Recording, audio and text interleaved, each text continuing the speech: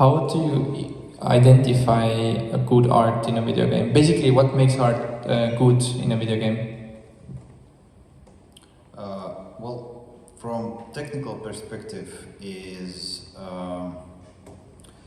the art supposed to be clean and it's supposed to fit into the theme of the game. So pretty much, if you're making, well, if we talk about a little bit about sound, if you're like making medieval style game, you don't put elevator sounds into the menu. And if you're doing Mario style game and you don't put, I don't know, Dark Souls music, boss fight music when they start to fight boss. So same here, the art's supposed to fit the theme of the game. So if it's not if it's horror can be cartoony. I can't imagine that. So most of the time it will be specifically horror style game. Let's imagine maybe some of you heard about Scorn. It's Giger based, Giger art style based game. It's not so good based on gameplay, but overall style, it's combination of this biological, technical tools, and it fits into the theme of the game, and it's horror and it's scary, and you don't put funny, if it's not a joke from developers, you don't put funny cartoony pieces into these games. Same here, and if we talk about the style, if we talk about technical game, especially important parts of the game supposed to be really polished, because most of the times developers must put attention to details. I think most of you know about Baldur's Gate 3, and the developers of Baldur's Gate 3, Larian, they made so much attention for details that people just enjoy. Let's say character sweat when it's hot. Is it bad? Does it make the game better itself? No, but it gives tiny detail to the game when where people can share and say, do you know the people are sweaty? Same here. Same was I don't know, was it a joke? But for Red Dead Redemption 2, testicles of the horse change its size on a call. Does it make sense for the game itself, for gameplay? No, but it gives tiny details where the player can enjoy.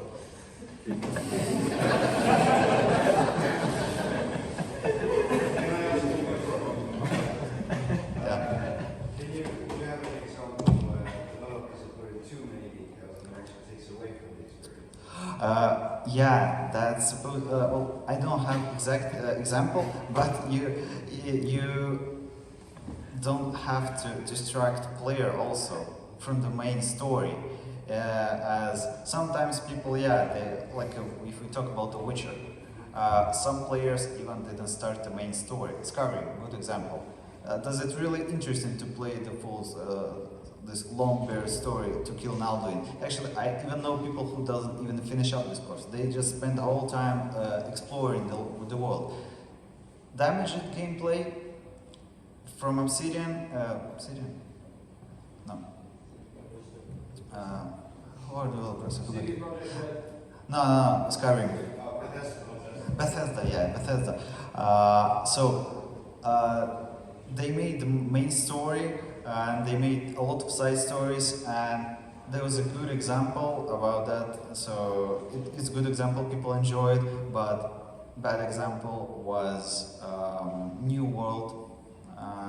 They tried to combine Skyrim and Fallout and ended up just a really boring game when you don't even have any focus on a gameplay. Yeah, you have some tiny side stories, and you just at some point you can be lost. So first you make a clean main story, if it's the main purpose. If it's not open world, you focus on a clean main story, and then add some tiny details just to make people fun and enjoy. So if you spend hundreds of hours of development making, I don't know, players sweat, but it crashes every time you're trying to click 2 times autosave, that's a bad example. Yeah. Just to add to that, saying that that's our commentary, that actually I've heard some valid criticism from some gaming podcasts that people critically, in Starfield, for example, the whole table is full of like items you can pick up. So people have difficulty to understand what are the important items. Like, so it's literally like accessibility option. Yeah, that's called in, well, I'm not a game developer, I'm mostly 3D artist, but I get some knowledge about that. It's called a push and pull system. It's a point, so you have to make a player make decisions you need if it's requireable for the gameplay. If you need the gun,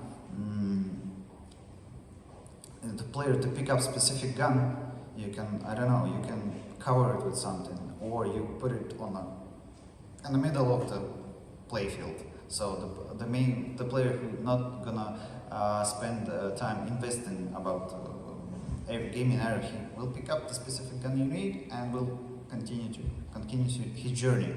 And that's the role of the game developer itself, to make player do predictable decisions. Because if you don't make it, you can end up with a lot of criticism. Because players will start to do some unpredictable moves, and they will end up with unpolished part of the game when you have the open door like in Starfield, and the character just disappears at some point and just cut it out from the scene. So that example of unpolished push and pull system. I don't know what to add. I think you say everything. Maybe others. Yeah, you went really far. It's like it was another lecture, but the question was about the quality of 3D art. The 3D art can be extremely basic. Like everyone is thinking about high quality, like really complicated models and all that stuff. No, the style can be very basic. Many extremely visually basic games are very popular right now. Minecraft, Roblox, I don't know, but the art should be consistent. That's the main problem that indie developers have usually when I work with small indie studios, even here in Estonia, is that the style is not consistent. So like the backgrounds may be very detailed and then the characters are just out of the place, and that's the main problem usually. The other problem is that really looking at the budget and badly managing the budget. You can see that even with Bethesda, and you can see it with Starfield, yeah?